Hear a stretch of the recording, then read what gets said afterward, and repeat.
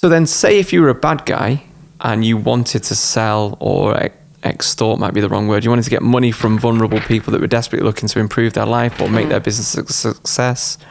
What would the process be that you would follow to make that happen? So in that kind of scenario, I can talk about all of the sort of tools that I see deployed because they're doing it exactly right? They're doing the things that we would do. So if we take, for example, the way they persuade.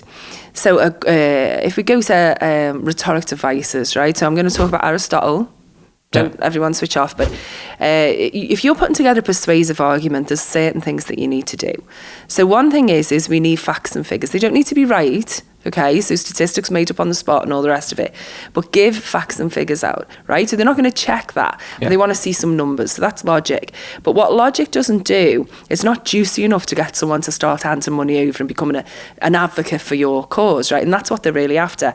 So I'd look to give some facts and figures out, things that were undisputed. So, we were talking about, if you spend this much money, then you're going to make like 3,000 times back, and who wouldn't want that? So those type of questions. So some logic, some facts, and then what you need to make it juicy is you need some emotion, right? So logos first, then pathos, emotion. And what we would always say in business is, don't be emotional, but give the emotion of the argument. Now, if I had no principles and I wanted to pull people in, what I would do is I would absolutely play on emotion. So I'd talk about their family, I'd talk about their future, what they've already invested, the risk that they took, and particularly give them a little bit of positive and negative. So on the positive side, you've taken this risk, you've already shown that you're brave. You're so close to making it, you just need one or two things to lock into place, and you know that this is going to happen because you know you can do this. But then the negative side of persuasion is often a lot stronger than the positive. And if you don't, what's it all been worth, right? If you don't do this, and particularly if you don't do it now, then you've lost everything you've already invested and you're so close.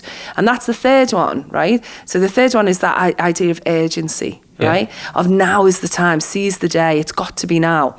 More crude in sales would be, sale ends Bank Holiday Monday, right? If you don't grasp this deal now, then it disappears. So now is the time, you time bound it so that they have to sign up now, there and then.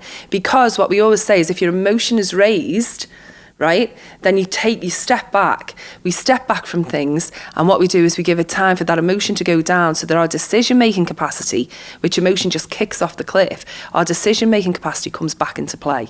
But in the heat of it, you won't make good decisions.